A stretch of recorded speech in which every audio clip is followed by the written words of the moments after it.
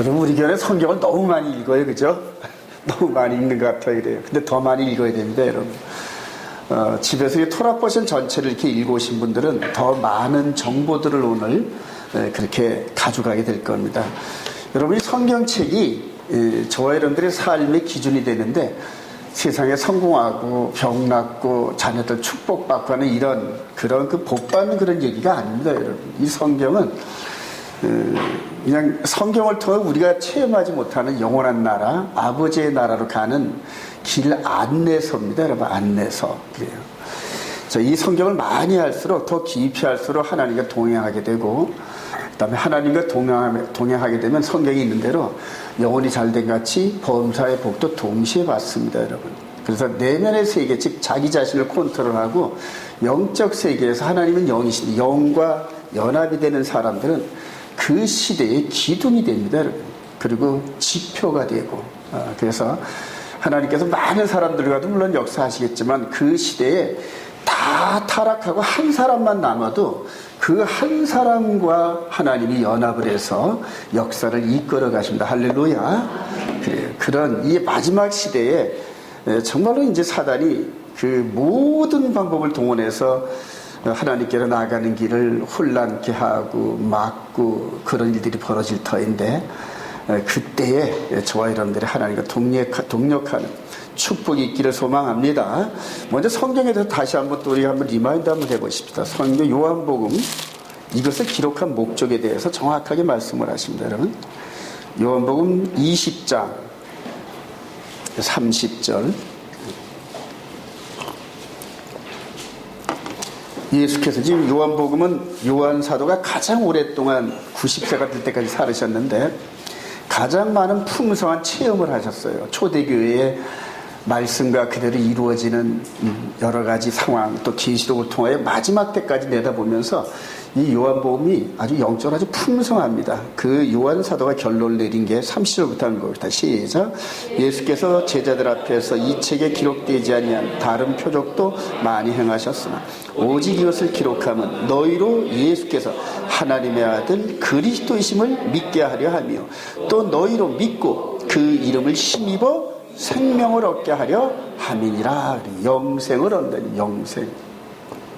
그러니까 성경을 기록한 이유가 하나님의 아들, 즉 예수와께서 하나님의 아들이고 그리스도임을 믿게 하고 그 예수와의 이름을 힘입어서 우리가 영원 구원에 이르는 길, 즉 영적인 내비게이션이라는 얘기입니다, 여러분. 내비게이션이에요.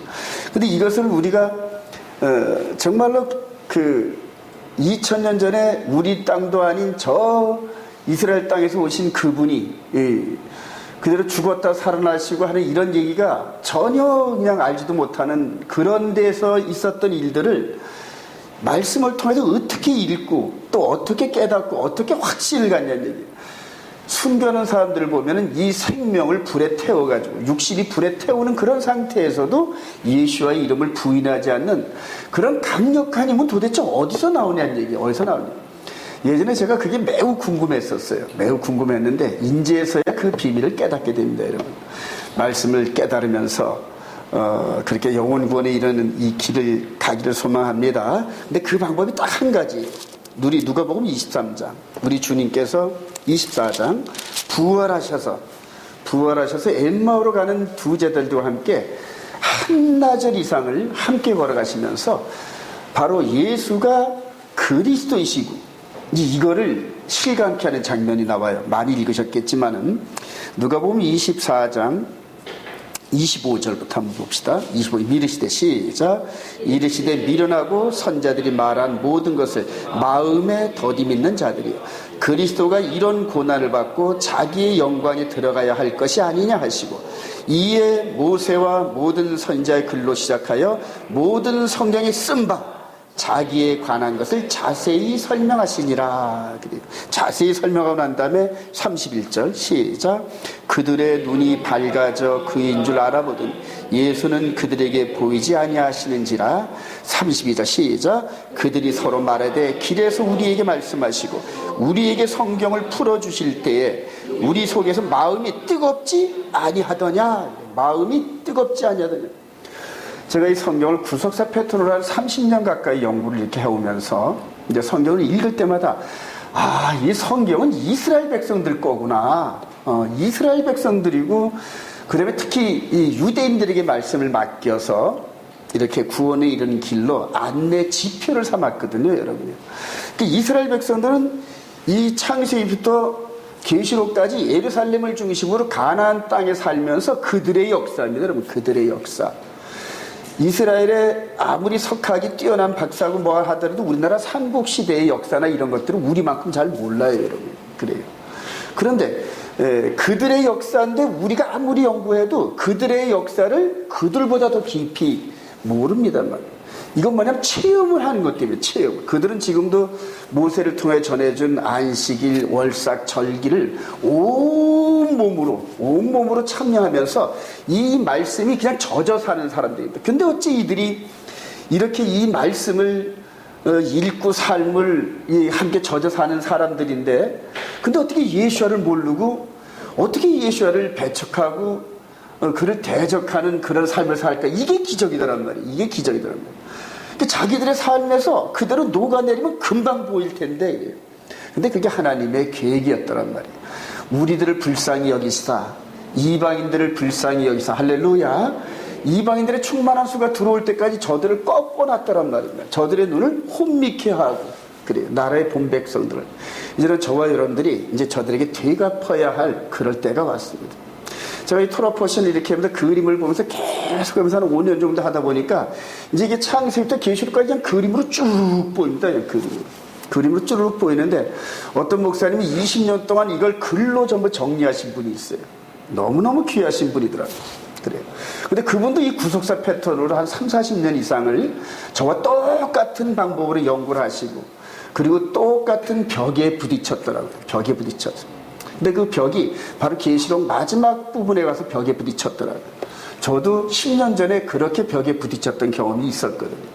근데 그 벽에 부딪혔던 이런 모든 의문점이 샤밧을 뛰어들고, 그 다음에 절기를 지키고, 그 다음에 월삭을 지키면서 이들의 삶의 패턴에 풍덩 빠져보니까 그때서야 열리더란 말입니다. 할렐루야. 그래요. 그리고 그분에게 마지막 풀어지지 않는 2%에 대한 그 비밀을 그냥 한 7, 8시간을 여기다 칠판을 머리 그려가면서 설명을 해드렸어요. 한 7, 8시간 얘기를 했어요. 또 모자라가지고 또 와가지고 또 얘기를 하고. 그분의 얼굴이 2%가 못 찾던 그 부분, 어디 가서도 찾지 못했던 그 부분을 찾은 그 환희의 얼굴. 그래요. 올해 70이세요. 70이신데 앞으로 여러분들 자주 보게 되실 겁니다, 여러분. 자, 그렇게 해서 말씀을 함께 우리 예수님께서 가르쳐주셨던 방법 그대로 따라가다 보면은 예수께서 메시아이심을 깨닫게 됩니다. 할렐루야. 그리고 동행하면서 아직 이루지 못한 그 일들을 기록한 책들이 열리기 시작한단 말입니다, 여러분. 그래서 그거를 알면서 그 시대마다 그 시대에 열리지 않았던 그 길들을 가이드하면서 자기 온몸을 생명을 바쳐가면서 마치 불사르는 과정을 통하여 흑암에 쪄들어 있는 그 시대를 비춰주더란 말입니다. 할렐루야. 마지막 때 이제 그런 그런 결정의 순간들이 이제 곧 다가옵니다, 여러분.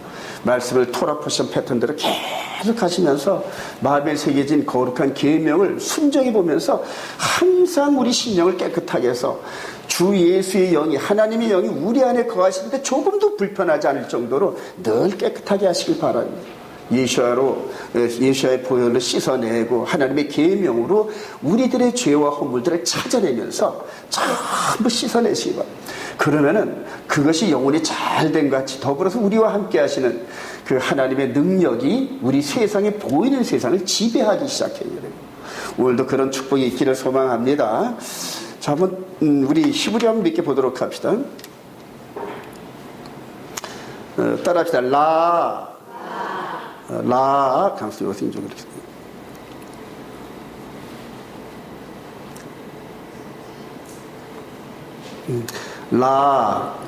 나타나다. 요때 차하크 농담 비웃다 이런 뜻인데, 여기 이렇게 되는구나. 차하크, 농담, 비웃다. 그래요. 그래서 사라가 처음 이렇게 만났을 때, 우리 하나님을 만났을 때 웃었던 게 바로 농담이고 비웃었다는 그런 뜻이 있습니다. 말라크, 천사, 사자, 야다, 이게 알다, 이해하다. 그 다음에 이제 상관하다. 이제 소돔과 고모라 성에서 이제 동성애하겠다 할 때 이제 이 단어를 씁니다. 샤하트, 멸망시키다, 파멸하다, 부패하다. 하탄, 사위, 신랑, 그런 뜻이 있습니다. 나비, 대언자, 선지자. 하라, 임신하다, 컨시브. 이렇게 해서 이제 오늘 히브리어를 몇 개 보도록 하겠습니다. 자, 창세기 토라 포지션 5, 7, 8, 9, 4 따라다 바예라, 나타나시니라. 창세기 18절 1절 시작. 여호와께서 마므레의 상수리 나무들이 있는 곳에서 아브라함에게 나타나신다. 낮이 뜨거울 때에 그가 장막물에 앉아 있다가. 그래요. 자, 이 무대가 지금 이제 이 성경의 이 구속사의 무대가 바로 이스라엘 땅입니다, 여러분. 이스라엘 땅, 가나안 땅. 그리고 지금도 이 땅에서 지금 엄청난 그런 갈등과 혼란과 도전이 있고, 뭐 저번에도 뭐 박격포가 220발이 날라와가지고 막 이런 일들이 벌어집니다. 이제 마지막 때가 될수록 이제 더욱 그럴 건데. 자, 그런 가운데서 이제 이스라엘이 무대가 되면서 그 중심이 어디냐면 바로 여기입니다, 여러분. 이스라엘 중에서도 배꼽 같은 역할을 하는 바로 예루살렘입니다. 잘 보이시나요? 여기가 바로 예루살렘 성전세. 여기가 뭐 성전터란 말은 아니고 요 옆에 어디라 그러더라고요. 요즘에 새로 찾아냈는데. 근데 하여튼 그 지구의 중심이, 하나님이 보시는 중심이 바로 요 예루살렘 성전 요 산입니다. 성전. 저와 여러분들이 갔다 와서 더 친근감이 있을 겁니다.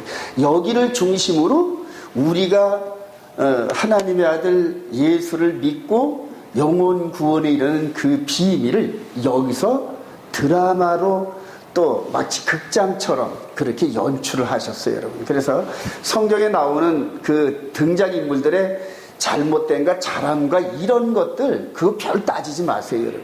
그럼에도 불구하고 그들을 통하여 이 구원의 비밀을 우리에게 계시하신 하나님의 능력을 늘 찬양하시기를 바랍니다. 자, 무대가 이제 저긴데 오늘 창세기 토라 포션 네 번째 바에라에 대한 요런 사건들이, 우리 사건들이 이제 요 사건들이 벌어진 게 요 지금 현재 예루살렘에 있었던 요 때보다 한 4,000년 전입니다. 4,000년 전에 벌어졌던 거고, 그 다음에 이제 우리 예수님께서 죽으셨던 그 현장이, 죽으셨던 그 사건이 이제 2,000년 전 사건이거든요. 근데 이게 동일하게 요 장소를 중심으로 일어났습니다, 여러분. 요 장소를 중심으로 이런 사건이 먼저 일어났고, 요 때부터 2,000년 후에 똑같이 포개진 모습으로 예루살렘 성전사를 중심으로 똑같이 일어났단 말이에요. 그러니까 2,000년 전, 4,000년 전 정도의 차이만 있지 전부 일어난 것은 요걸 부근으로 중심으로, 그리고 열왕기 상하의 모든 이스라엘의 역사도 이 성전을 중심으로 전부 다 일어났습니다. 그래서 이 성경을 읽으면서 이스라엘의 역사를 읽으면서 바로 영원 구원에 이르는 비밀을 깨닫게 하는 그분이 바로 성령님이세요. 성령님이신데 여기 좀 작게 보이죠? 자, 오늘 바에라의 이 부분은 이제 요약을 하면은 아브라함이 세 천사를 만나는데 그 중에 한 분이 하나님이셨고, 그리고 그분들과 함께 이렇게 오찬을 나누는 거예요. 식사 교제를 하는 이런 과정들인데, 이런 식사 교제하는 이런 부분들이 이 구속사에 엄청난 의미가 있는데 저와 여러분들은 그냥 스쳐 지나갔어요. 스쳐 지나가서 이게 무슨 의미인지를 몰랐어요. 무슨 의미인지 몰랐는데, 이제 이스라엘 백성들의 그 문화와 관습을 통하여 이렇게 먹고 마시고 그 다음에 발을 씻겨주는 이런 사건들이 이제 뭔지 이런 것들이 이제 더 알게 됩니다. 자, 이렇게 해서 이 사건이 우리 주님 오시기 2000년 전에 벌어졌던 요 사건, 여기서 일어났었는데, 2000년 후에 오신 우리 주님이 똑같은 패턴으로 사역을 하셨어요. 근데 이 사역을 하셨던 이 3년 반의 사역이 그대로 이 한일의 전반부 사역입니다, 여러분. 왜 제가 자꾸만 이걸 강조하냐면은 우리 주님이 하셨던 전 3년 반의 사역이 사복음서란 말입니다. 사복음서. 그리고 사도행전부터 시작해가지고 유다서까지가 이방인의 충만한 기간을 줬던 그 사건들이고, 계시록 사건이 바로 앞으로 요 장소에서, 그러니까 요 장소에서 이 중심으로 이루어진 그 사건들이란 말이에요. 그래서 저와 여러분들이 지금 이 시대에 이 부분을 더 정확히 알고 미래에 대한 계시록을 이해해야 하는 이유가 이제 그 사건들이 우리 앞에 놓여 있단 말입니다, 여러분. 그게 이제 짐승의 편이 별별 사건들이 많이 있는데, 그것을 정확히 알지 못하면은 생명책에 기록되는데 실패하면서 그 우상에게 절하는 이제 그런 종말을 맞게 됩니다, 여러분. 그러니까 이 두 사건은 이렇게 겹쳐지면서 한일의 전반에 3년 반 동안 이 사실이 확실히 일어났으니까 이후에도 예언대로 그대로 일어날 것을 믿는 거예요. 그대로. 성경대로 믿는 거예요. 성경대로만 믿으면 마지막 때가 보이는데 성경에서 약간만 포인트가 지나도 안 보이게끔 되어 있더라고요. 그래요. 오늘 이 사건들을 잘 유념하시길 바랍니다. 자, 그러면서 이제 히브리서 1장 1절 한번 읽어봅시다. 시작. 옛적의 선지자들을 통하여 여러 부분과 여러 모양으로 우리 조상들에게 말씀하신 하나님, 이 모든 날 마지막에는 아들을 통하여 우리에게 말씀하셨으니 이 아들을 만유의 상속자로 세우시고 또 그로 말미암아 모든 세계를 지으셨느니라. 히브리서 저자가 이제 이 부분을 이렇게 깨달으시면서, 물론 통시적으로 이후로 주님이 오시기 전까지 모세를 통하여 있던 일들, 성전의 모든 사건들을 한눈에 보시면서 우리 주님이 오시기 이전까지는 여러 인물들을 등장하고 여러 사건들을 일으키면서 그를 통하여 하나님의 뜻을 우리들에게 알려주셨던 그 하나님이 이제는 그래요. 이 모든 날 마지막에는 아들을 통하여 그래요. 아들을 통하여 말씀하셨는데 이 아들이 하신 행동이 이거와 딱 겹쳐진단 말이에요. 그래서 우리 주님께서 제자들을 가르칠 때 이전에 있었던 모든 일들이 나를 통하여 이루어져야 할 일들을 너희들이 알지 못하느냐? 그렇게 보질 않았기 때문에 자기들과 함께 3년 반 있었던 그 예수가 메시아인 줄을 전혀 눈치를 못 챘어요.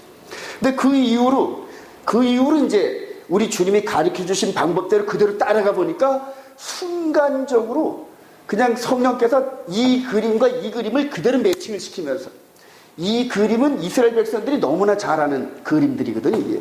맨날 토라를 읽고 묵상을 하면서 모세오경을 외울 정도였단 말이에요. 근데 외우기만 하면 뭐합니까? 그게 실제적으로 적용하는 방법을 알아야 되는데 그거를 성령께서 하신다는 얘기입니다. 네, 그래서 이 두 부분이 겹쳐져가지고 이분이 바로 하나님이 창세기 때 말씀하셨던 그 에덴 동산에 약속하신 그 아들이고, 이제 그 아들을 생명을 걸고 믿는 거예요. 그래서 마음으로 이분의 말씀을 믿어 의에 이르고 입으로 시인하여 구원에 이르는데, 바로 하나님이 정해놓으신 그 매뉴얼대로 하지 않으면 열매가 안 맺어져요, 여러분. 그래서 성경을 많이 읽으세요. 많이 읽으시고 이런 식으로 성경을 해석하는 훈련을 자꾸 해보세요. 그러면은 이 미래에 되어지는 이런 난해한 문제들이 과거의 어느 시점에 파묻혀 있어요. 그걸 우리가 찾지를 못할 뿐이지 그게 있다니까요, 여러분. 그래서 많이 읽으면 그게 어느 순간에 스탠드가 탁 일어나요. 잠언서 25장 2절에 감추는 것은 하나님의 영화요.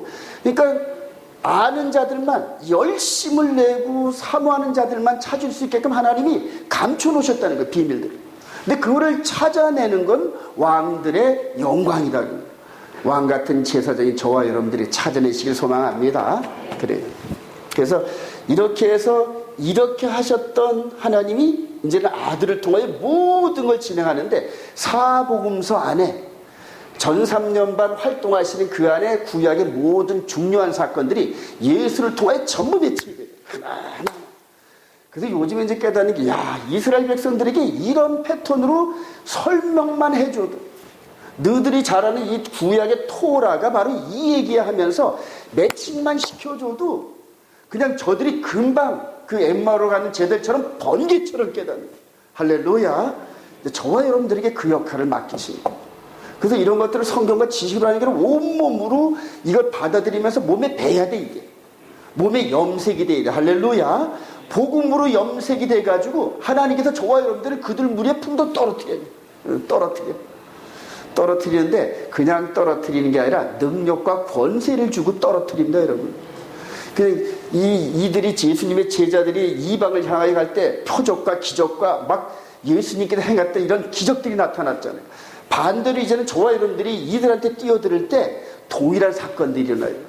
유대인들은 표적을 구하고 헬라인은 지식을 구하나 저와 여러분들은 오직 십자가입니다. 할렐루야. 그래요. 그래서 어떠한 방법으로든지 우리와 함께 하신다고 약속하셨어요. 자, 아브라함을 방문하신 하나님, 우리 8절만 한번 읽어봅시다. 시작. 아브라함이 엉킨 적과 우유와 하인이 요리한 송아지를 가져다가 그들 앞에 차려놓고 나무 아래 서 드셔 그들이 먹으니라. 그래, 이렇게 해서 이렇게 아브라함이 이제 손님을 맞이하는 거예요. 손님을 이렇게 맞이해가지고 그들에게 최상급으로 이렇게 섬기면서 성경 후반부에 신학에 보면 어떤 이들은 부지불식간에 천사들을 이렇게 만났다는 그런 또 소개도 합니다. 자, 이런 방법 그대로 우리 주님이 똑같이 찾아오셔가지고 이게 시간이 격차가 요 부분은 짧은데 좀 이 부분은 너무 길어가지고 저와 여러분들이 이걸 찾지를 못했는 거예요. 우리 주님이 침례 요한으로부터 침례를 받고 나셔가지고 즉각적으로 광야에서 시험을 끝나고 난 다음에 이제 가르쳐 산에 올라 입을 열어 가르치시되 이 산상수 마태복음 5장 1절부터 7절까지 쭉 말씀하시면서 너희들은 모세한테 이런 얘기를 들었거냐 나는 너희에게 이르노니 하면서 새 언약의 내용을 선포하십니다. 여기서 새 언약의 내용을 시내산에서 선포하셨던 것처럼 선포하시고 시내산에서 선포가 끝난 다음에 백성들과 함께 뭘 나눴다? 만찬을 나눴어요. 그게 이제 출애굽기 24장에 피제사를 다 끓이고 난 다음에 하늘이 청명한 가운데 이스라엘의 대표 장로들과 함께 만찬을 하셨는데 하나님은 내려오진 않으셨어요.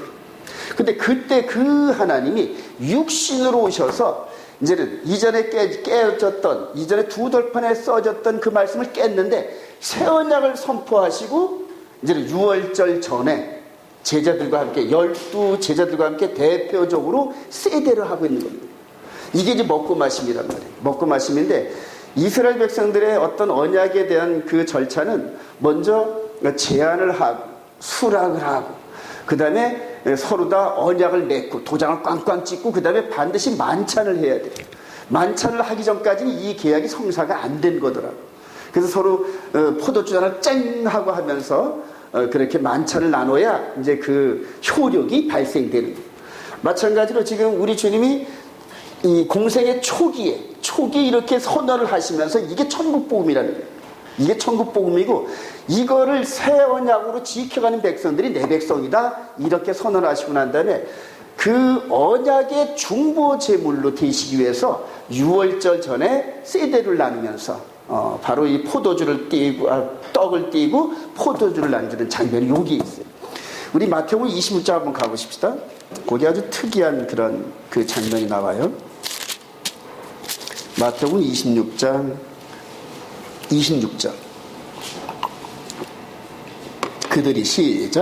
그들이 먹을 때에 예수께서 떡을 가지사 축복하시고 떼어 제자들에게 주시며 이르시되 받아서 먹으라 이것은 내 몸이니라 하시고 또 잔을 가지사 감사기도 하시고 그들에게 주시며 이르시되 너희가 다 이것을 마시라 이것은 죄사함을 얻게 하려고 많은 사람을 위하여 흘리는 바 나의 피 곧 언약의 피니라. 그러나 너희에게 이르노니 내가 포도나무에서 난 것을 이제부터 내 아버지의 나라에서 새 것으로 너희와 함께 마시는 날까지 마시지 아니하리라 하시니라. 이게 완성이었을까요? 미완성이었을까요? 아직은 미완성이란 말입니다. 이제 마지막 포도잔으로 쨍 하고 그렇게 이 만찬을 마무리하는 그 순간이 끝나는데 저와 여러분들이 그 만찬장 즉 예수와 함께 결혼하는 혼인잔치 자리를 향해 지금 달려가는 중입니다. 달려요. 이해가 되시면 아멘. 거기에서 우리 주님과 함께 포도잔을 쨍 하고 이 결혼 서약에 대한 마무리를 져야 완전하게 되는 거라는.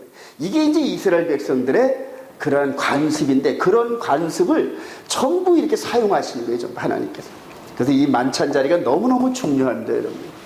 근데 이제 그것을 이제 우리 아브라함이 미리 하나님과 함께 동행하면서 그런 일들을 예표로, 리허설로 그렇게 했다는 얘기예요. 그래서 이 자리가 너무너무 중요합니다. 이 자리도 바로 여기 창세기 19장 얘기인가요? 여기 몇 장 얘기입니까? 여기 18장 얘기죠? 근데 요 이전에 언약을 맺어요, 여러분. 언약을. 창세기 10장에 할례를 행하면서 새 언약을 맺고, 이제 18장에 찾아와서 만찬을 나누고, 그리고 이제 아들을 선언하시고 이런 장면들이 되는데, 이것도 똑같이 그렇게 됩니다. 전부 다 이렇게 해서. 그래서 성경을 읽고 구약과 신약을 이렇게 매칭하다 보면은 성령께서 마음을 막 뜨겁게 해가지고, 이야, 이게 1600년 동안에 약 40명의 저자들이 따로 이렇게 진 건데 어쩌면 이렇게 기승전결이 이렇게 정확하냐? 놀래집니다. 놀라운 깨달음.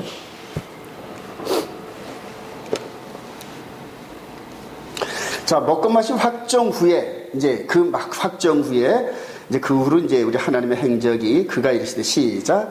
그가 이르시되 내년 이맘때 내가 반드시 내게로 돌아오리니 내 안에 사라에게 아들이 있으리라. 12절. 사라가 속으로 웃고 이르되 내가 노쇠하였고 내 주인도 늙었으니 내게 무슨 즐거움이 있으리요. 14절 시작. 여호와께 능치 못한 일이 있겠느냐. 기한 이를 때 내가 내게로 돌아오리니 사라에게 아들이 있으리라.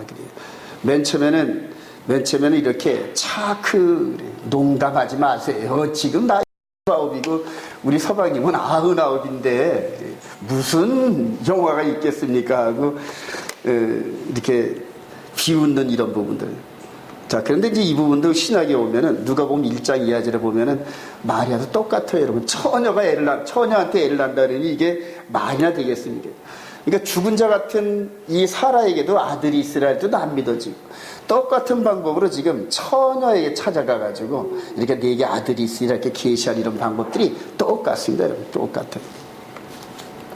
자, 불심판의 모형으로 보여주신 그 사이에, 이게 너무너무 중요합니다, 여러분.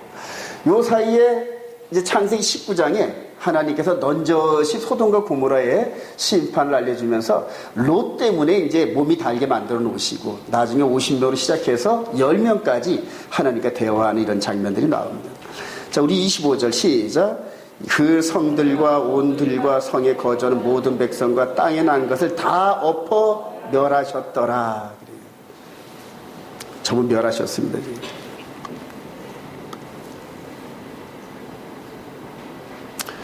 이렇게 롯과 두 딸이 피하고, 하나는 여기는 지금 소금기둥이 됐죠, 이렇게. 요 그림 보이시나요? 예, 소금기둥이 되겠습니다. 소금기둥이 되겠습니다. 자, 이 부분이 우리와 뭔 상관이 있느냐? 너무너무 신학적으로 중요합니다, 여러분. 자, 창세기 19장 6절 시작. 소돔과 고모라 성을 멸망으로 정하여 죄가 되게 하사 후세에 경건하지 않을 자들에게 본을 보이셨으니 무법한 자들의 음란한 행실로 말미암아 고통. 여기 창세기 잘못됐네요. 여기 베드로 전서인가 후서에 있습니다. 여기 베드로 한번 봅시다.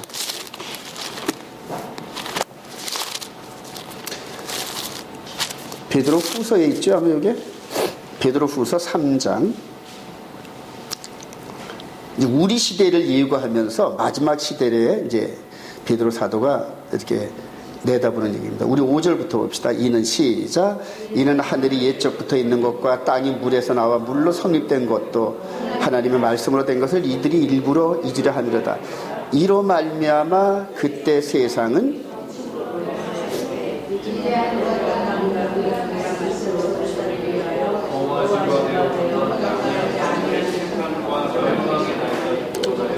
그래요. 그러니까 불심판의 모형으로 소돔과 고모라를 이렇게 얘기했던 이런 부분들이죠. 자, 그리고 나서 이제 19장이 아니라 6절 이하의 의로운 롯. 베드로 전서인가요?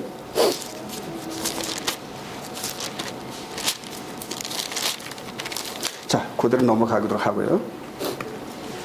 자, 사도행전 17장 30절 아주 너무 중요합니다. 알지 못하던 시작. 알지 못하던 시대에는 하나님이 간과하셨기와 이제는 어디든지 사람에게 다 명하사 회개하라 하셨으니 이는 정하신 사람으로 하여금 천하를 공의로 심판할 날을 작정하시고 이에 그를 죽은 자 가운데 달리 살리신 것으로 모든 사람에게 믿을 만한 증거를 주셨음이라 하니라. 자,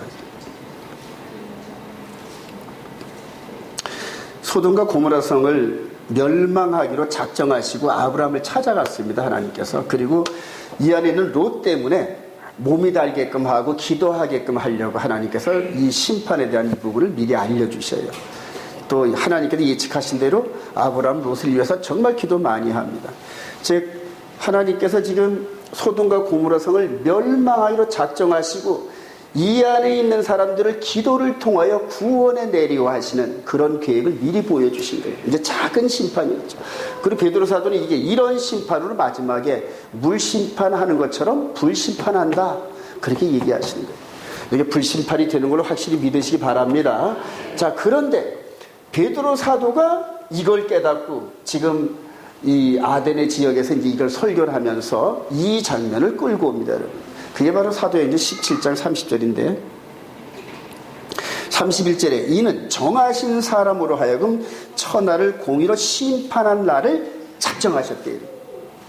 그러니까 여기서 이렇게 작정하시고 중보하면서 이렇게 기도하게 하셨던 것처럼 이 패턴이 또 우리 노아 때도 똑같이 있었죠, 여러분. 노아를 통하여 방주를 지으면서 이 방주가 짓는 게 끝나면은 물로 심판하겠다는. 근데 이 불로 심판을 작정하시면서 불심판 때에 일어나는 그런 일들을 작은 모델하우스로 보여주셨어요. 그리고 이제 죽은 자 가운데 부활하신 예수와를 통하여 이제는 불심판이 피할 수 없는 그런 이 결과를 가져오는데 그 전에, 그 사이에 심판하기 사이에 전에 구원 얻을 백성들을 계속 좀 불러들인 거예요. 구원 얻을 백성들을 불러들이는데 이렇게 좀 사도들을 통하여 주 예수를 믿으라. 그리하면 너와 내 집이 구원을 얻으리라. 마태복음 24장 여러분들 한번 읽어보시기 바랍니다. 예, 멸망에 가증한 것이 선 것을 보거든 그때는 집에도 들어가지 말래. 그냥 롯의 때처럼 삶의 현장에서 그냥 도망가래. 그때부터 이제 3년 반이 시계 타임이 돌아가면서 육신의 삶으로 세상과 얽히면은 롯의 아내 같은 그런 모습을 한다고 경고하는 겁니다. 저와 여러분들한테 주는 그런 경고 사인. 그래서 이제 바울 사도가 요 불심판 사이에 그냥 지금은 은혜 받을 만한 때요, 지금은 회개할 만한 때요, 지금은 구원받을 때요. 그냥 막 몸이 달아가지고 누구처럼? 아브라함처럼 몸이 달아가지고. 저와 여러분들도 근데 예수 믿고 아유 내가 잘 되고 좀 뭐가 잘 되는 이런 개념은 아주 어린 나이 기저귀찬 그런 신앙인의 자세예요, 여러분. 아브라함처럼 이 정도 믿음이 어느 정도 쑥 올라왔을 때는 나 자신보다도 남을 먼저 생각하는 이런 패턴들. 이제 그게 눈에 보여져야 하나님의 계획을 알려주시기 시작하고 그리고 우리를 영적으로 인도하신다는 얘기예요. 맨날 나만 이런 식으로 하면은 그냥 그래 너는 그 작은 거 갖고 그냥 그렇게 살다가 와. 더 큰 일을 하기 위해서는 남을 위한 그런 시야가 열려져야 되는데 그래 남을 위한 시야가 열려지길 소망합니다. 그래요. 시야가 열려져야 됩니다. 그래요. 그리고 한 걸음 더 나가서 이런 영적 비밀을 여러분들이 알게 될 때는 바울 사도처럼 생명을 던지라는 거예요. 그 정도 돼야 앞으로 온 이스라엘 교회가 감당하는 이 이스라엘과 연합하는 과정을 참여할 수 있습니다. 요즘에 제 주위로 우리 온 이스라엘 교회를 통하여서 이렇게 회전하면서 사람들을 모이게 하는 거 보면 제가 깜짝깜짝 놀라요. 깜짝 놀라요. 하나님 제가 어떻게 그런 분들과 대화를 하고 한 자리에 앉아서 이럴 정도로 하나님 저를 이렇게 지식과 이렇게 이끌어 주셨나이까 하면서 놀래가지고 평상시에는 쳐다도 못 보는 그런 사람들을 그들이 저를 찾아오게 만들으셔요.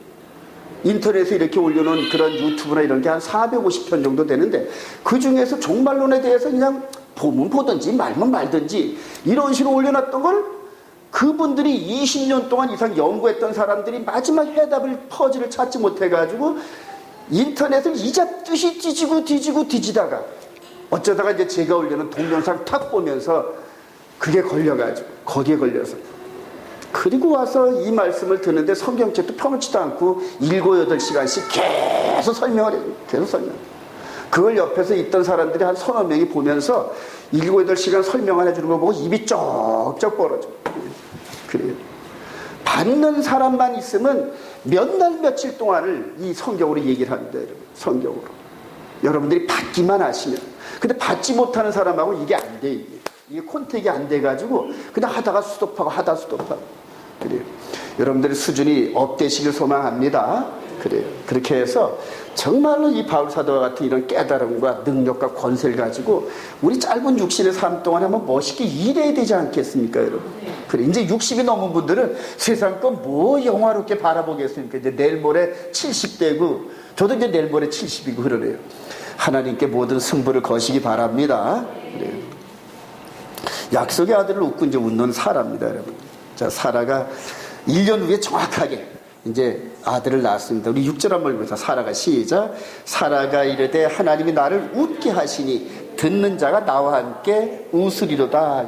이 차크 여기다가 차크 요 부분에서 이제 요드가 하나 딱 붙었습니다, 여러분. 이제 차크가 아유 농담, 웃음 이런 식으로 있는데 요게 이제 요드가 붙으면서 이것이 이제 2차크 돼서 이제 이삭으로 변했어요. 그러니까 비웃음이 웃음으로 변했다 이런 뜻입니다. 근데 요 미완료는 영원히 끝나지 않는 웃음이란 뜻이 있어요. 미완료는 계속 미완료.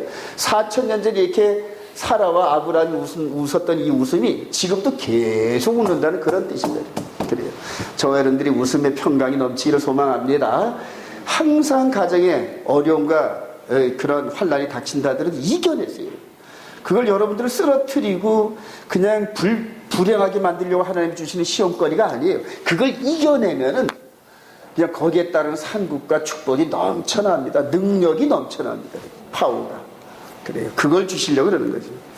이제 처녀 마리아도, 동정녀 마리아도 1년 후에 정확하게 베들레헴에서 이제 아들을 낳고 아들 이름을 뭐라고 하라? 예수와. 그래, 예수와. 모리아산의 순종과 골고다의 예수 그리스도인데 우리 22장 여기 참 키포인트입니다. 아브라함의 생애에서 이 창세기 22장이 열매입니다. 열매. 한번 읽어봅시다. 시작. 그 일 후에 하나님이 아브라함을 시험하려고 그를 부르시되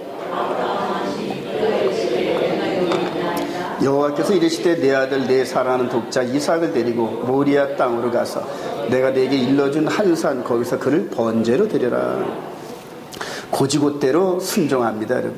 이제 이때가 한 40년 지난 다음에 115세에서 120세 정도 되는 걸로 사료가 되는데 그냥 순종합니다. 하나님께서 여태까지 40년 동안 이렇게 이끌어 오시면서 한 번도 실수하지 않으셨는데, 실수는 내가 많이 했고 하나님은 한 번도 실수가 없으셨는데 이번 것도 그러시겠지 하고 그래요. 그리고 아브라함 이 심정이 그냥 아들을 통하여 이 아들 이삭을 하나님이 부활시켜서라도 내 손에 돌려주시겠다는 그런 믿음으로 나중에 이제 해석이 됩니다. 이렇게 해서 이게 순종하면서 골고다 모리아산의 그 바위로 향하여 올라가는 요 아브라함과 아들 이삭 뭘 지고 간다? 자기가 죽을 나무를 지고 올라가잖아요, 그죠? 요 때로부터 2000년 후에 그대로 재현돼. 그 장소에서 그대로 재현돼. 아들 예수와께서 자기가 죽을 그 제목을 가지고 올라갑니다, 여러분. 근데 여기서 안 보이는 그림이 있어요. 여기는 아버지가 보이는데 여기는 누가 안 보여요? 아버지가 안 보이지만 누가 시켰다? 아버지가 시켰단 말이에요. 아버지가 그 번제목을 아들한테 당나귀에서 턱 내리더니 얘 이삭아 네가 짊어져 턱 하니 올려줘. 여기서도 짊어질 이 부분을 로마 군병과 얘들이 얹힌 게 아니라 아버지가 턱하니 얹힌 거예요. 전부 아버지가. 이런 관점으로 보시기 바랍니다. 그래서 같은 장소에서 2000년의 시차를 두고 똑같은 일들이 벌어져요. 똑같은. 지금 예루살렘 성전산에서 이루어진 사건인데 그래요. 이 사건이 확실히 있었다는 걸 믿으시기 바랍니다. 그래요. 자, 그렇게 해서 했었던 이 부분을 창세기 22장 마지막 이삭이 시작. 이삭이 이르되 불가나무는 있거니와 번제할 어린 양은 어디 있나이까. 그래요. 요한복음 19장 16절 예수를 시비자 예수를 십자가에 못 박도록 그들에게 넘겨주니라 예수께서 자기의 십자가를 지시고 해골이라 하는 곳에 나아가시니. 그러면서 이 십자가를 짊어지기 전에 이제 대제사장의 기도로 유명한 그런 그 복음서가 있어요. 요한복음 17장 한번 읽어보시고요. 요한복음 17장. 요한복음 17장 이 부분을 여러분들 체킹을 하셔가지고 많이 읽어보세요. 이게 대제사장의 기도인데 레위기 16장에 아론 계열의 제사장 이 패턴과 똑같습니다. 그래서 아버지가 내게 주사 그래요. 나에게 맡긴 이 사명을 내가 감당하오니 이제 이런 식으로 이제 전개가 됩니다. 이제 이렇게 짊어질 이런 사건들을 이스라엘 백성들의 조상 아브라함을 통해 충분히 묘사하셨어요. 우리 주님께서. 충분히 묘사하시고.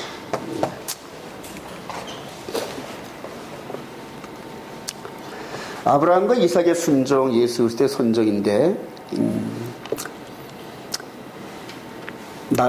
아브라함이 시작. 아브라함이 그곳에 제단을 쌓고 나무를 벌려놓고 그 아들 이삭을 결박하여 제단 나무를 놓고 손을 내밀어 칼을 잡고 아들을 잡으려 하니 아브라함아 아브라함아 하시는지라.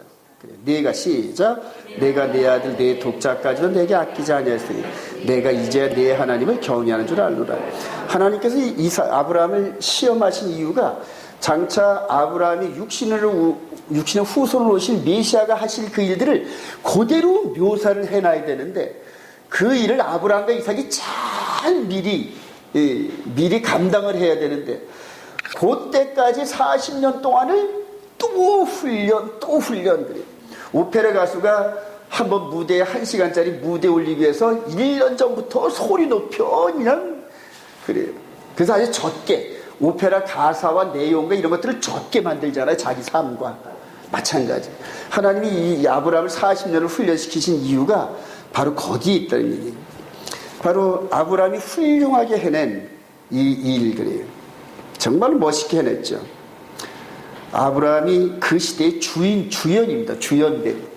그래서 이렇게 해가지고 찌려고 할 때 이 모습과 그 다음에 여기에 아들 예수아가 그 자리 고장소 그대로 고장소에서 그대로 이렇게 냈던 이런 부분들, 이걸 이스라엘 백성들한테 올토독스들한테 이 구약의 토라에 능통한 사람들은 이런 패턴으로 설명해 주면은 그냥 엠마오로 가는 제자처럼 퍽퍽 깨졌어요. 이제 앞으로 여러분들도 제가 이제 이런 파워포인트 다 나눠드릴 테니까 그냥 거기 가가지고 컴퓨터 한 대 가져가서 그냥 이렇게 설명해 줘. 지금 저 블라드보스토크의 그 양 선교사님이라는 분이 1년 전인가 이거 오셔가지고 제 파워포인트 자료를 다 가져갔습니다. 가져가서 요대로 해가지고 러시아 말만 넣으면 되거든, 성경으로. 이렇게 해가지고 재료를 만들어서 선교사한테 다 넣어주겠다. 다 넣어주겠다. 그리고 그분도 지금 연세가 70이 넘으신 학장님이신데 매주마다 우리 저 아마겟돈 성경역에 들어와가지고 또 읽으시고 하루에도 몇 번씩 들어오시고. 이 그림 안에는 자기의 신학 수준에 따라 무한한 이 글들과 인사이트가 쏟아진대, 여러분. 인사이트가. 그래요. 여러분들도 풍성한 인사이트가 쏟아지길 소망합니다. 그래요. 이렇게 해서. 요한복음 17장 4절, 이제 제가 요약을 해놓은 아버지께서 시작.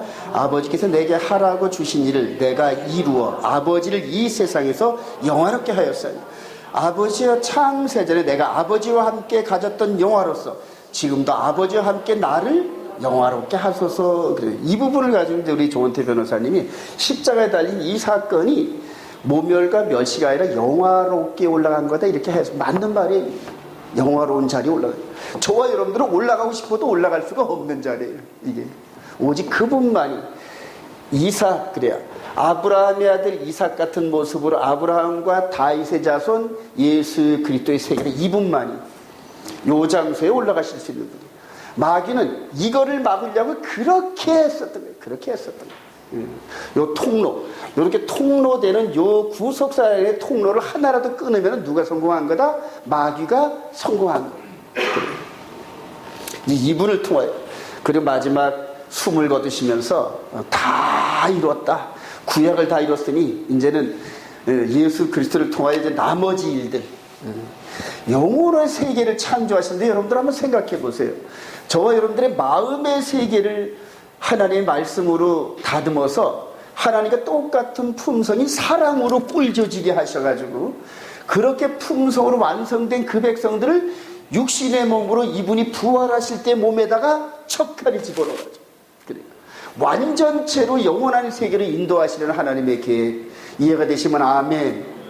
그걸 깨달은 바울 사도가 이 세상에 그 보이는 모든 영화, 이 지구 땅덩어리 등기해가지고 나한테 준데도 소용없어요, 여러분. 이 비밀을 깨달으면.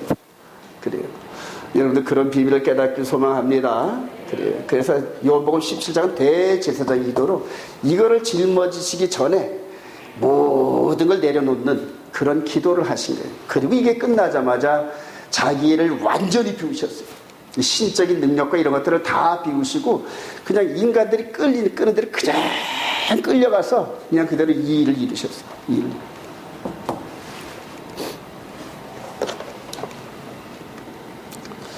완전한 순종을 통해 약속의 아들 메시아를 만난 아브라함. 그래요. 17절부터 시작. 내가 네게 큰 복을 주고 네 씨가 크게 번성하여 하늘의 별과 같고 바닷가의 모래와 같게 하리니 네 씨가 대적의 문을 차지하리라. 또 네 씨로 말미암아 천하 만민이 복을 받으니 이는 네가 나의 말을 준행하였으라 하셨다 하니라. 저와 여러분들 아브라함한테 고맙다 그래야 됩니다. 여러분, 아브라함이 순종을 하면서 구원의 모델 하우스적인 그런 사건을 모리아산에서 일으켜놓고 주님은 그대로 성취하면서 그래요.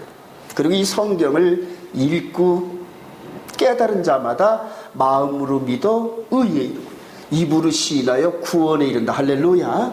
그래요. 그분과 대화를 하면서 그분은 썬데이로 여태까지 오시면서도 구원의 길인 줄 알고 그렇게 책을 쓰신 거예요.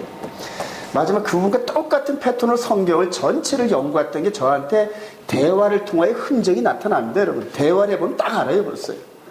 근데 자기가 똑같은 패턴으로 왔는데 샤밧, 안식일, 월삭, 절기 이스라엘에 대한 이 부분을 깨달으면서 8년 9년 전에 뛰어들었던 저와 지금 70세가 되시고 해서 이 지식으로 충만했던 그분과의 차이가 어디서 나오냐면 파워에서 나옵니다. 파워에서. 영적인 파워입니다. 영적인 파워. 그분들이 할 때는 강의예요. 강의. 그래요. 지식을 전달하는 강의란 말이에요. 근데 성령의 능력을 덧입고 한 그 사람이 강의를 할 때는 파워가 되어버립니다. 파워. 임파테이션이 된단 말이에요. 그래서 달라요, 여러분. 달라요. 그래요. 저와 여러분들도 이렇게 능력을 덧입고 주의 사명 감당하길 소망합니다. 아브라함이 만났어요. 아브라함이 40년 동안 하면서 마지막 순종하는 자리에서 천사가 딱 막으면서 숲에 있는 그 두 뿔 달린 양을 가리키면서 순식간에 이 아들 이삭과 이렇게 매달리는 이분과 이게 동시에 크로족됩니다. 동시에 쫙 그 40년 동안 순종하면서 이렇게까지 순종하는 아브라함에게 이 부분을 안 열어주셨겠습니까, 여러분? 예. 동일한 장소에서 같은 의미로 귀하고 귀한 분의 아들이 이런 식으로 번지제물이 될 것을 보여주셨다는 거예요. 이게 이제 영적인 인사이트예요.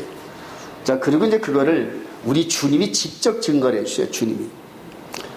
요한복음 8장 50절 시작. 너희 조상 아브라함은 나이 때 볼 것을 즐거워하다가 보고 기뻐해. 그래요. 근데 주님이 하신 거니까 아브라함이 본 거 확실하잖아요, 여러분. 2000년 후에 되어질 그 일을 미리 보고, 그리고 이제 요때가 120세쯤 됐을 때인데 요 이후로 55년을 하나님이 더 연장을 하셨어요, 삶을. 55년 동안 뭐 했을까요, 여러분? 40년 동안 주님과 동행했던 그 복음의 사건을 그냥 만나는 사람마다 울타리 안에 들어가서 기르는 자만 318명에 그들의 식솔까지 하면 1000여 명 이상 되는 그런 자들에게 일일이 복음을 증거하고 나중에 손주된 야곱과 에서에게 160세 때에 낳았던 그 이삭의 아들 에서와 야곱에게 또 15년 동안 그냥 또 복음을 가르치고, 근데 에서는 안 받아들이고 누구는 받아들였다? 야곱은 받아들이고. 그래서 이 통로가 되는 이렇게 야곱으로 흘러가고 너희 조상 아브라함은. 근데 여기서 죽는 모습만 발견하면 뭐가 기쁨이 되겠습니까, 여러분? 뭐까지 봤다? 우리 주님께서 죽으시고 부활하는 것까지 봤다. 할렐루야. 여기서 이제 사망 권세를 장악합니다. 사망 권세를. 17절에 보니까 내가 내게 큰 복을 주고 네 씨가 크게 번성하며 하늘의 별과 같고 바닷가의 모래와 같기는 네 씨가 그 대적의 성문을 차지하리라. 그게 뭡니까? 사망 권세 아닙니까, 여러분? 그냥 보이는 성을 뺏는 게 아니라 우리 눈에는 보이지 않았던 대적자, 사망의 권세를 갖고 있는 마귀의 권세를 깨뜨리고 부활하셨다. 할렐루야. 이 장면까지 본 거란 말이에요. 그러니까 이 장면이 여기서 나와요, 여러분. 죽을 뻔했던 이삭, 그리고 대신 죽은 요 양 한 마리, 이런 과정에서. 이런 부분들이 어디서 일어난다? 예루살렘 성전산을 중심으로 한일의 가운데 일어납니다, 여러분. 한일의 가운데. 전산년반은 우리 주님이 이렇게 42달 당신의 때를 사용하셨어요. 당신에게 할당된 몫을 사용하셔가지고 6월절, 무교절, 초실절, 오순절까지 지상사역을 마치시고 이제 나팔절, 대속제일, 초막절의 이 사역을 이 땅에서 직접 속이면서 하는 자가 누구다? 적그리스도란 말이에요. 적그리스도. 즉 마귀의 인카네이션 같은 권세를 가진 자란 말이에요. 그때 이제 하늘에서 하나님 보좌 우편에서 지금 끝까지 계셔요.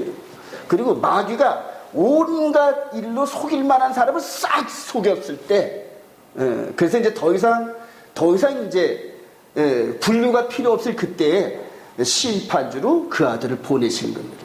그래요. 자, 한일의 중간에 여러분 이거 자꾸만 제가 설명하는 게 그만큼 중요해서 그럽니다, 여러분. 다니엘서 9장 26절을 보다 시작. 62일 후에 기름 부음 받은 자가 끊어져 없을 것이며 그가 장차 많은 사람들과 더불어 한 일 동안의 언약을 굳게 맺고 그가 그 일의 절반의 제사와 예물을 금지할 것이며. 아까 마태복음 26장 봤죠? 다시 한번 가봅시다. 마태복음 26장. 성경이 얼마나 예민한지.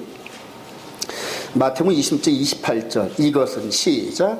이것은 죄사함을 얻게 하려고 많은 사람을 위하여 흘리는 바 나의 피 곧 언약의 피니라. 여기서 마태가 많은 사람을 위하여 흘리는 바 이거를 어디서 끌고 왔을까요?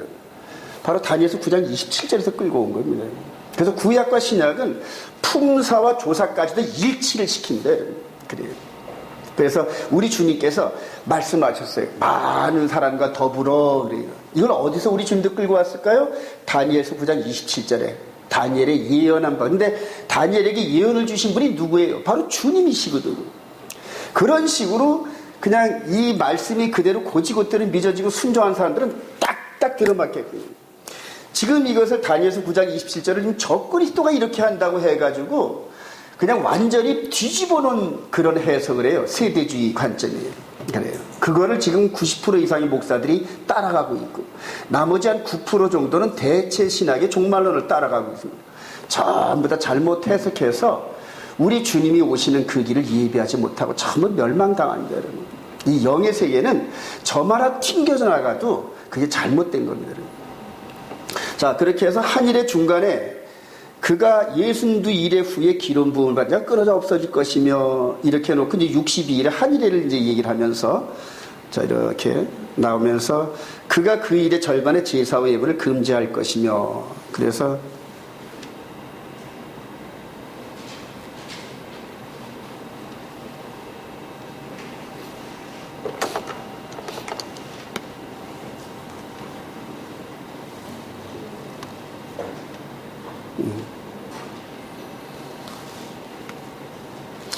여기에 이제 한일의 전반에서 이렇게 7년 요 가운데서 이렇게 전 3년반을 똑같이 여기에서 지금 그 아브라함이 이렇게 번제를 드리는 과정에서 뭐를 발견했다?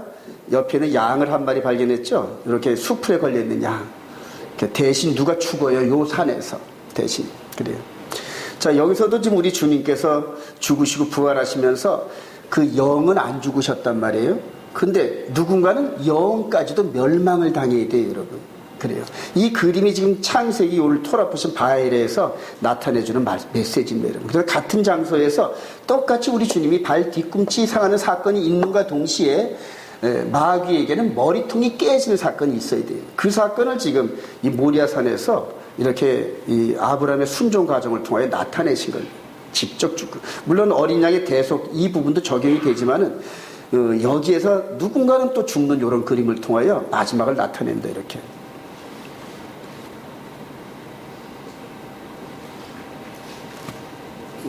우리 고린도서 15장 24절 그 후에 시작. 그 후에는 마지막이니 그가 모든 통치와 모든 권세와 능력을 멸하시고 나라를 아버지 하나님께 바칠 때라. 그가 그 모든 원수를 그 나라에 둘 때까지 반드시 왕 노릇하시니 맨 나중에 멸망받을 원수는 사망이니라. 여기서 저와 여러분들이 유념할 이 부분이 이제 뭔가 영적으로 좀 더 예민할 부분이, 우리 주님께서 승천하셨죠. 오순절 전에, 열흘 전에. 그리고 성령을 보내주셔서 이제 통치하기 시작하십니다. 계시록 1장에 보면 7별과 7 촛대의 비밀이 이제, 그래서 영으로, 이제는 육신으로 보이는 통치가 아닌 영으로 통치하신다는 거예요. 에서보도 사빌레 7교회를 그렇게 통치하셔요. 근데 어떻게 통치하신다? 시편 110편에 이게 예고되어 있어요. 한번 찾아보실까요? 시편 110편.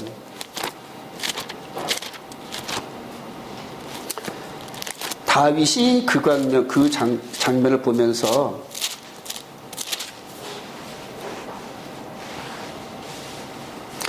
시편 110편 1절 여호와께서 시작.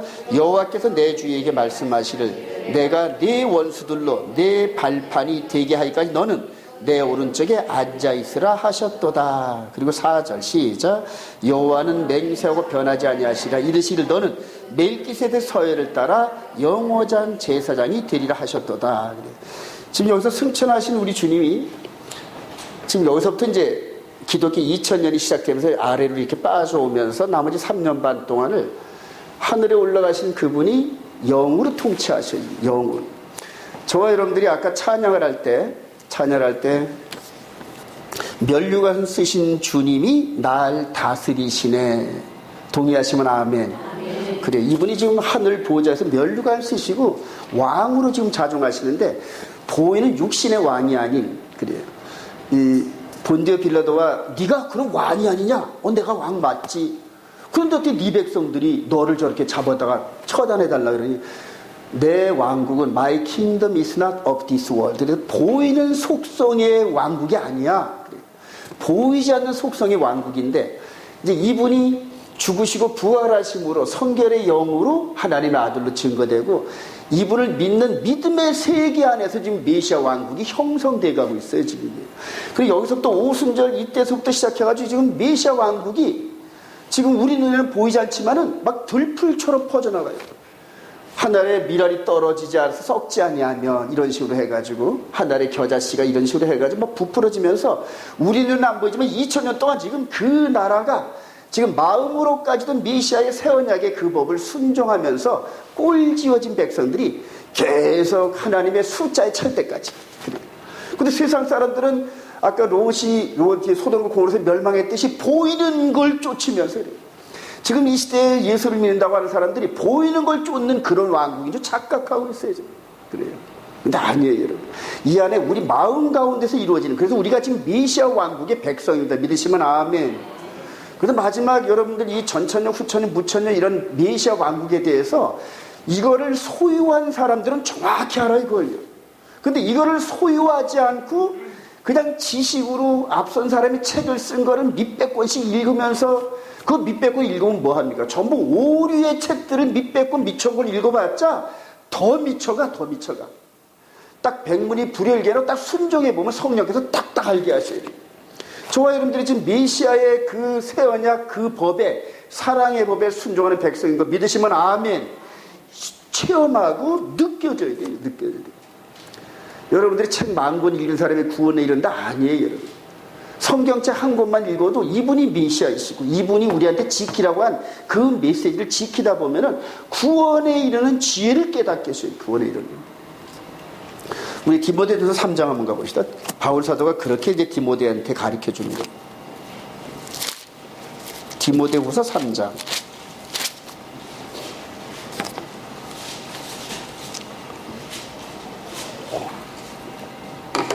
디모데후서 3장 14절부터 한번 읽어봅시다. 그러나 시작. 그러나 너는 배우고 확신한 일에 거하라. 너는 내가 누구에게서 배운 것을 알며 또 어려서부터 성경을 알았나니 성경은 능히 너로 하여금 그리스도 예수 안에 있는 믿음으로 말미암아 구원에 이르는 지혜가 있게 하느니라.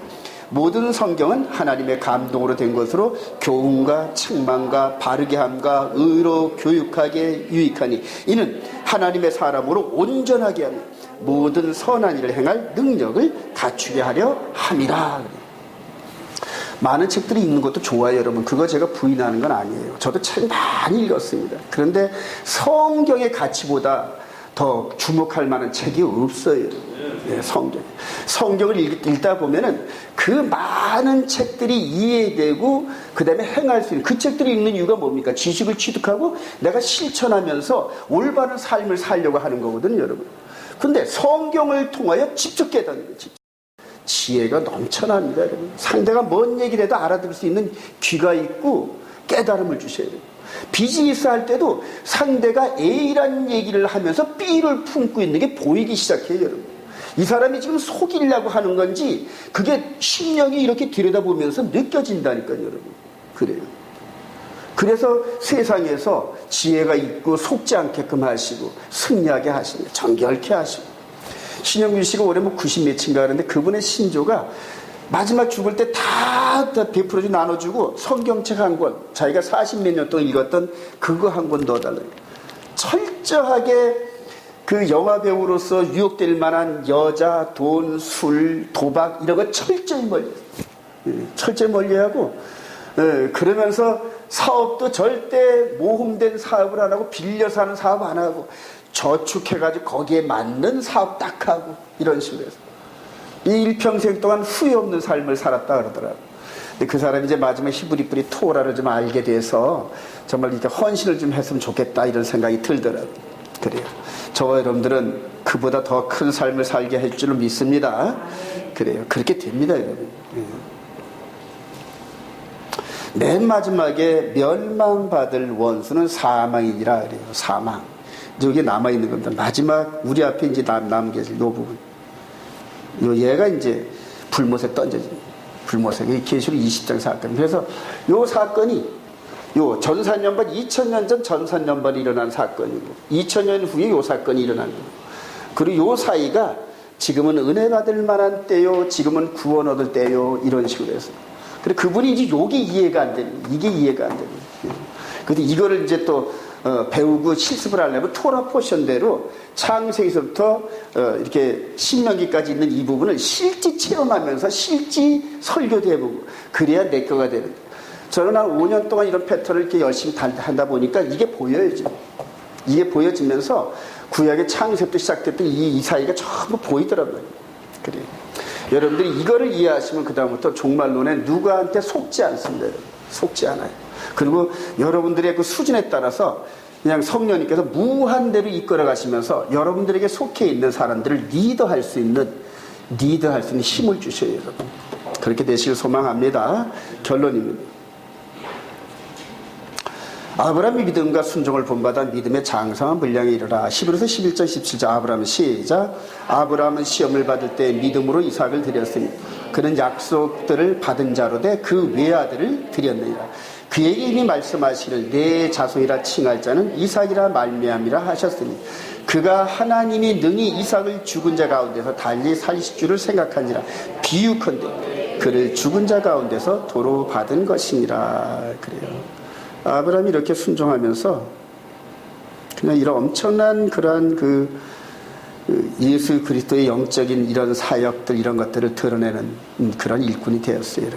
그래서 이 정도 순종. 그래서 아브라함을 나의 벗 아브라함 이렇게 얘기를 하고 그리고 그 아브라함의 자손들이 그렇게 하나님 앞에 막가파 삶을 살아도 그냥 아브라함을 봐서 또 덮어주시고 또 덮어주시고 또 예수 그리스도로 말미암아 믿음에 이른 저와 여러분들은 아브라함의 자손인 줄 믿을지니라. 할렐루야. 그게 갈라디아서의 핵심이에요, 여러분. 예수 그리스도를 믿음으로 말미암아 저와 여러분들은 이렇게 아브라함의 이 믿음의 공로에 그 울타리 안에 들어가서 아브라함이 받은 복을 그대로 받게끔 되어 있어요. 그래요. 유업으로 얻을 저와 여러분들에게 뭘 아끼시겠어요, 하나님께서. 입술 벌려 기도하시길 바랍니다. 특히 새벽에 나와서 기도하면 하나님 막 받으셔요, 여러분. 새벽에 나와서 기도하시길 바랍니다. 그래요. 에베소 4장 13절 가장 중요합니다. 우리가 시작.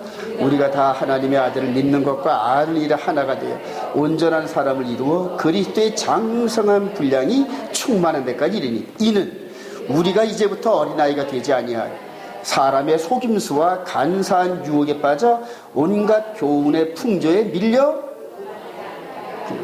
왜 충만한 데 이르게 하려 하면은 이는 왜냐하면 그래요. 충만한 데 이르게 하려면 바로 여기가 충만한 자리거든요.